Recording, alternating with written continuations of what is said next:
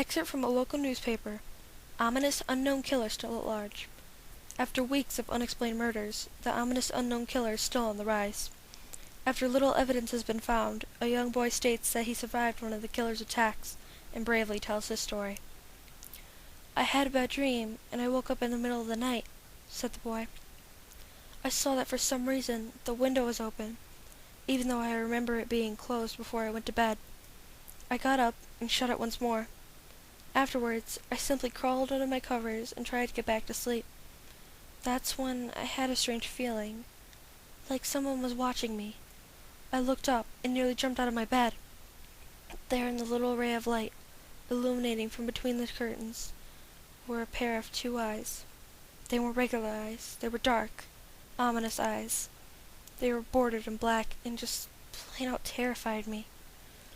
That's when I saw his mouth. A long, horrendous smile that made every hair on my body stand up. The figure stood there, watching me.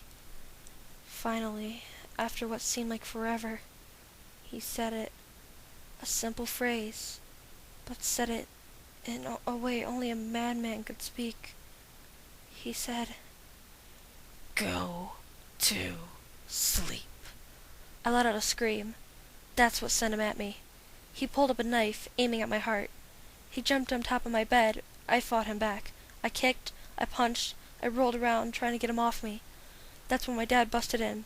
The man threw the knife. It went into my dad's shoulder. The man probably would have finished him off if one of the neighbors hadn't alerted the police. They drove into the parking lot and ran towards the door. The man turned and ran down the hallway.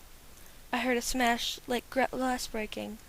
As I came out of my room, I saw the window that was pointing towards the back of my house was broken. I looked out it to see him vanish into the distance. I can tell you one thing. I will never forget that face.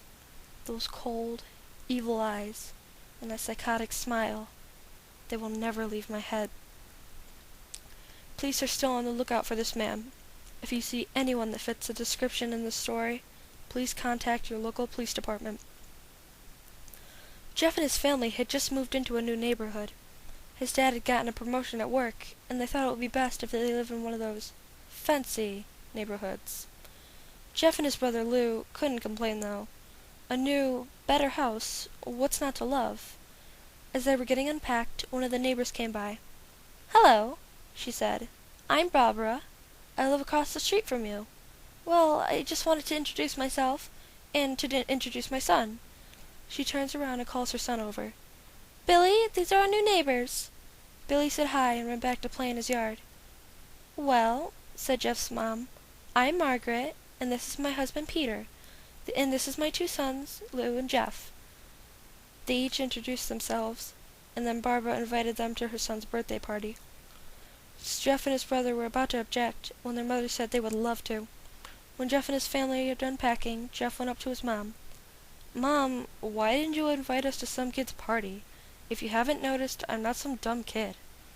"Jeff," said his mother, "we just moved here. We should show that we want to spend some time with our neighbors. Now, we're going to that party, and that's final." Jeff started to talk, but stopped himself, knowing that he couldn't do anything. Whenever his mom said something, it was final. He walked up to his room and plopped down on his bed. He sat there looking at his ceiling when suddenly he got a weird feeling. Not so much a pain, but a weird feeling. He dismissed it and just some random feeling. He heard his mother call him down to get his stuff, and he walked down to get it. The next day, Jeff walked down the stairs to get breakfast and get ready for school. As he sat there eating his breakfast, he once again got that feeling. This time, it was stronger. Gave him a slight tugging pain, but he once again dismissed it. As he and Lou finished breakfast, they walked down to the bus stop. They sat there waiting for the bus, and then, all of a sudden, some kid on a skateboard jumped over them, only inches above their laps. They both jumped back in surprise. "Hey, what the hell?" The kid landed and turned back to them. He kicked his skateboard up and caught it in his hands. The kid seemed to be about 12, 1 year younger than Jeff. He wears an Aeropostale shirt and ripped blue jeans. "Well, well, well, it looks like we got some new meat." Suddenly, two other kids appeared. One was super skinny, and one was huge. Well, since you're new here, I'd like to introduce ourselves. Over there's Keith. Jeff and Lou looked over at the skinny kid. He had a dopey face that you would expect a sidekick to have. And he's Troy. They looked over at the fat kid. Talk about a tub of lard. This kid looked like he hadn't exercised since he was crawling. And I, said the first kid, am Randy. Now, for all the kids in this neighborhood, this is a small price for bus fare, if you catch my drift. Lou stood up, ready to punch the lights out of the kid's eyes. One of his friends pulled a knife on him. I was hoping you'd be more cooperative, but it seems like we have to do this the hard way. The kid walked up to Lou and took his wallet out of his pocket. Jeff got that feeling again. Now it was truly strong, a burning sensation. He stood up, but Lou gestured him to sit down. Jeff ignored him and walked over to the kid. Listen here, you little punk. Give back my bro's wallet or else. Randy put the wallet in his pocket and pulled out his own knife. Oh, and what will you do? Just as he finished his sentence, Jeff popped the kid in the nose. As Randy reached for his face, Jeff grabbed the kid's wrist and broke it. Randy screamed and Jeff grabbed the knife from his hand. Troy and Keith rushed Jeff, but Jeff was too quick. He threw Randy to the ground. Keith lashed out at him, but Jeff ducked and stabbed him in the arm. Keith dropped his knife and fell to the ground screaming. Troy rushed him too, but Jeff didn't even need the knife. He just punched Troy straight in the stomach and Troy went down. As he fell, he puked all over. Luke could do nothing but look in amazement at Jeff. Jeff, how did you... was all that he said. They saw the bus coming and knew they'd be blamed for the whole thing, so they started running as fast as they could.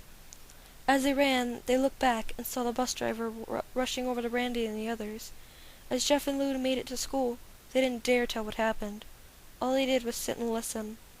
Lou just thought of that as his brother beating up a few kids, but Jeff knew it was more. It was something scary, and he got that feeling. He suddenly felt how powerful it was.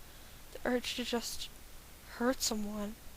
He didn't like how it sounded, but he couldn't help but feel happy.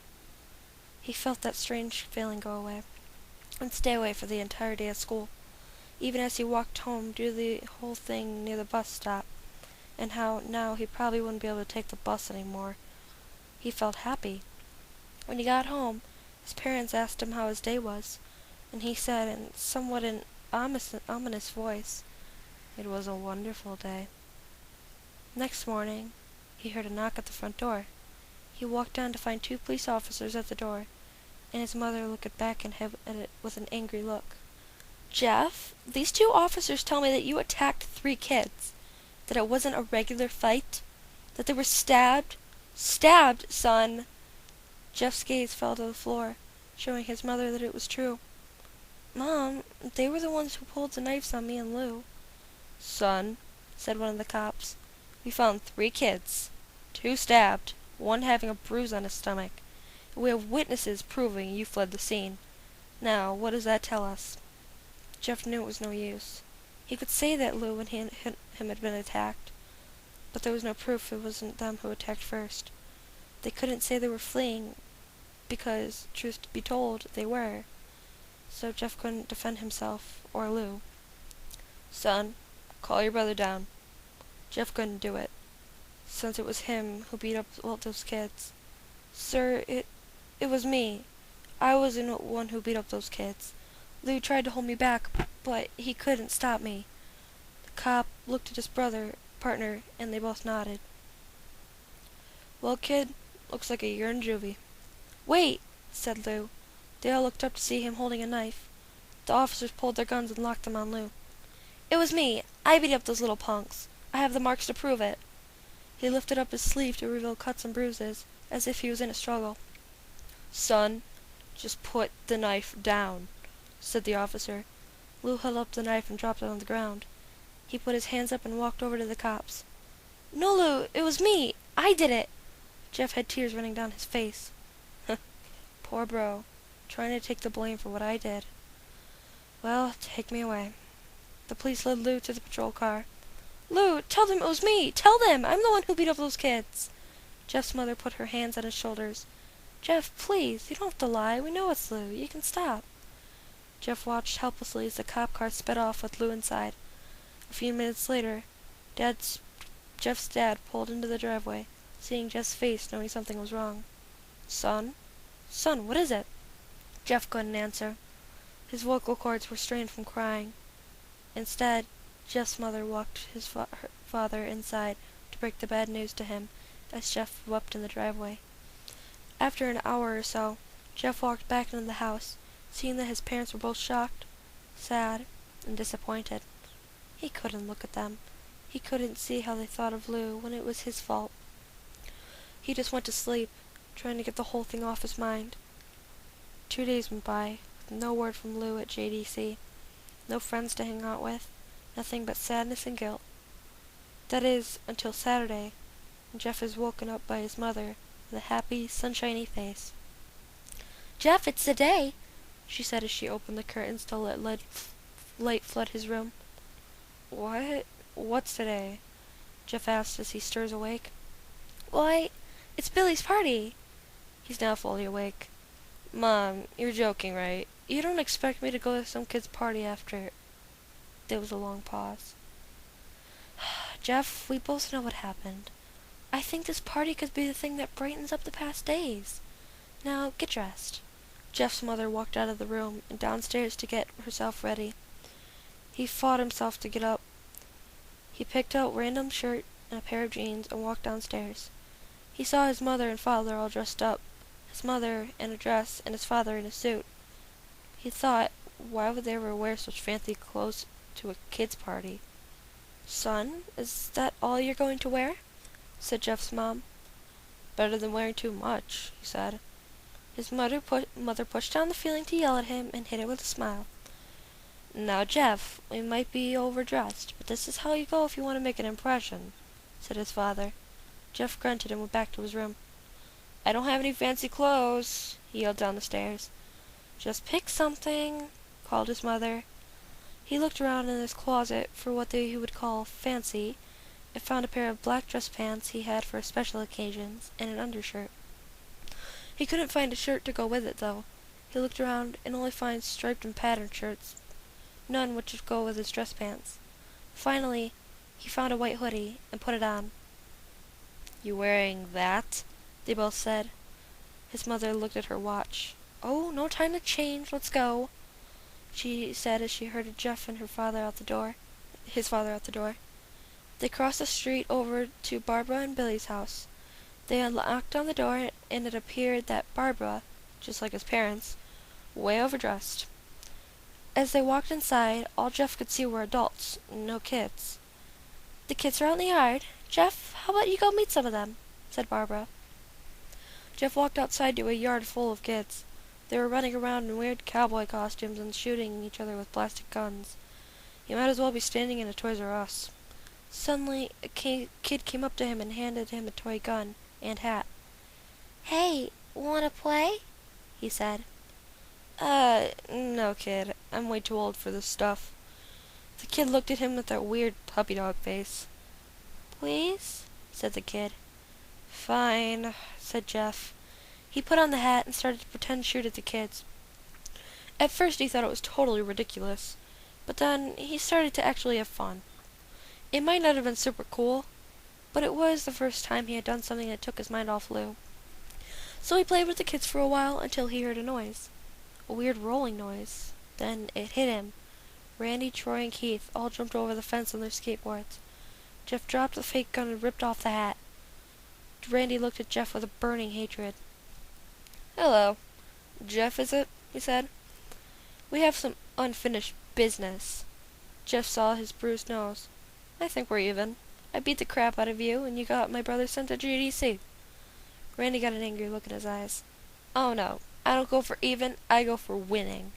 We may have kicked our asses that one day, but not today." As he said that, Randy rushed at Jeff. They both fell to the ground. Randy punched Jeff in the nose, and Jeff grabbed him by the ears and headbutted him. Jeff pushed Randy off him, and both rose to their feet. Kids were screaming and parents were rushing out of the house.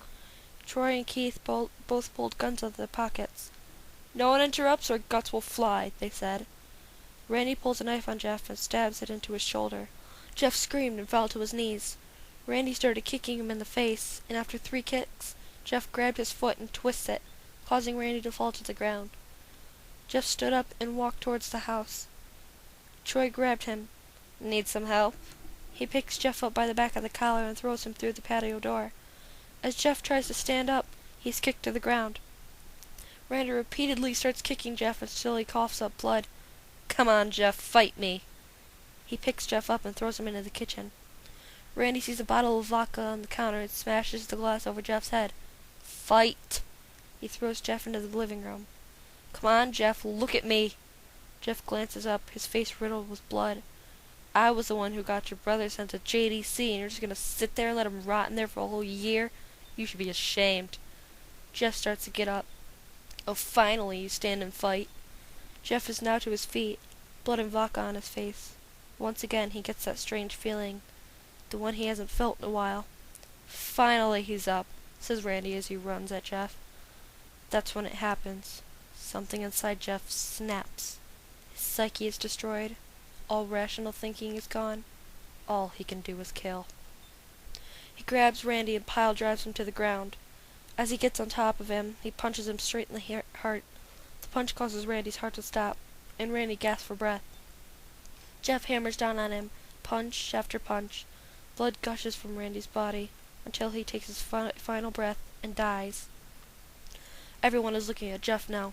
The parents, the crying kids, and even Troy and Keith. Although they easily break from their gaze and point their guns at Jeff. Jeff sees the guns trained on him and runs for the stairs. As he runs, Troy and Keith let fire on him, each shot missing. Jeff runs up the stairs. He hears Troy and Keith follow behind. As they let out their final round of bullets, Jeff ducks into the bathroom. He grabs the towel rack and rips it off the wall. Troy and Keith race in, knives ready.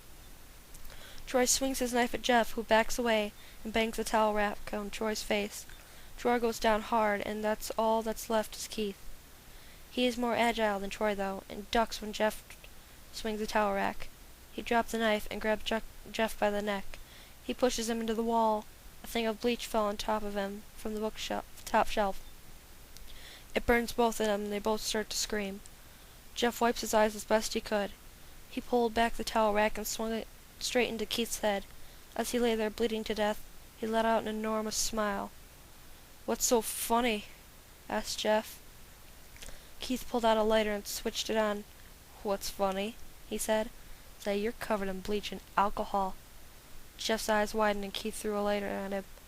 As soon as the flames made contact with him, the flames ignited the alcohol and the vodka.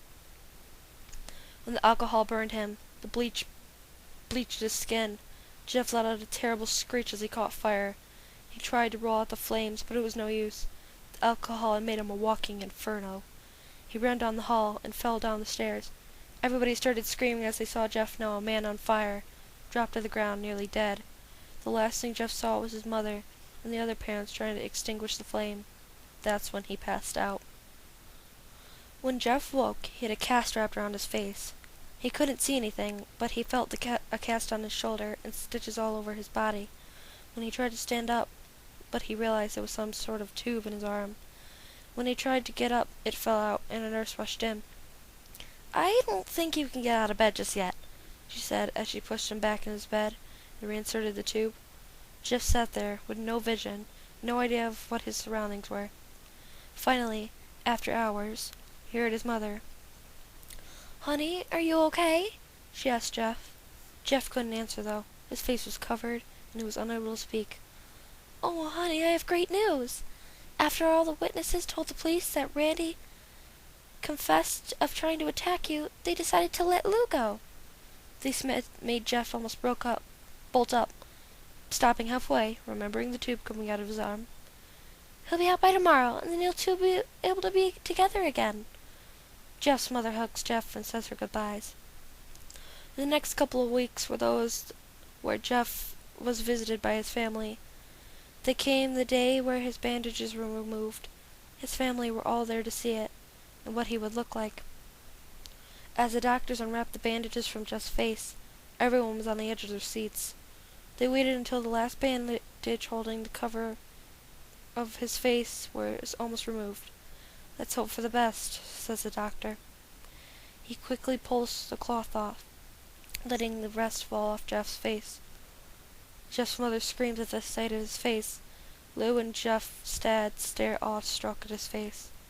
"What? What happened to my face?" Jeff said. He rushed out of the bed and ran to the bathroom. He looked in the mirror and saw the cause of this distress. His face, it's horrible. His lips were burnt to a deep shade of red. His face was turned into a pure white color, and his hair singed from brown to black. He slowly put his hands up to his face. It had sort of a leathery feel to it now. He looked back at his family, and then back at the mirror. "Jeff," said Lou, "it's not that bad." "Not that bad?" said Jeff. "It's perfect." His family were equally surprised. Jeff started laughing uncontrollably. His parents noticed that his left eye and hand were twitching. Jeff, are you okay?" "Okay? I never felt more happy. Look at me! His face goes perfectly with me." He couldn't stop laughing. He stroked his face, feeling it, looking at it in the mirror. "What caused this?" "Well, you might recall, when Jeff was fighting Randy, something in his mind, his sanity snapped. Now he was left as a crazy killing machine.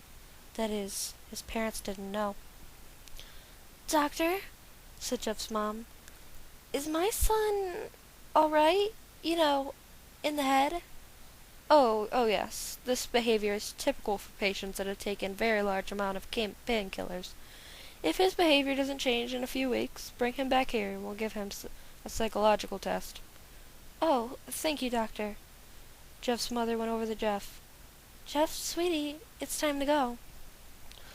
Jeff looks away from the mirror, his face still formed into a crazy smile. "Okay, mommy." His mother took him by the shoulder and took him to get his clothes. "This is what he came in," said the lady at the desk. Jeff's mom looked down to see the black dress pants and white hoodie her son wore. Now they were clean of blood and all stitched together. Jeff's mother led him to his room and made him put his clothes on. Then they left, not knowing that this was their final day of life. Later that night, Jeff's mother woke to a sound coming from the bathroom. It sounded as if someone was crying. She slowly walked over to see what it was. When she looked in the bathroom, she saw a horrendous sight. Jeff had taken a knife and carved a smile into his cheeks. "Jeff! What are you doing?" asked his mother. Jeff looked over to his mother. "I couldn't keep smiling, Mommy. It hurt after a while. Now I could smile forever." Jeff's mother noticed his eyes, ringed and black. "Jeff, your eyes!" His eyes were seemingly never closing. "I couldn't see my face. I got tired and my eyes started to close. I burned out the eyelids so I could forever see myself. My new face." Jeff's mother slowly started to back away, seeing that her son was going insane. "What's wrong, Mommy? Aren't I beautiful?" "Yes, son," she said. "Yes, you are. Let me go get Daddy so he can see your face." She ran into the room and shook Jeff's dad from his sleep. "Honey, get the gun, wait." She stopped as she saw Jeff in the doorway, holding a knife. "Mommy, you lied." That's the last thing they hear as Jeff rushes them with the knife, gunning them both down. His brother Lou woke up, startled by some noise. He didn't hear anything else, so he just shut his eyes and tried to go back to sleep. As he was on the border of slumber, he got the strangest feeling that someone was watching him. He looked up before Jeff's hand covered his mouth. He slowly raised the knife, ready to plunge it into Lou. Lou thrashed here and there, trying to escape Jeff's grip. "Shh, shh, shh, shh," Jeff said. "Just go to sleep."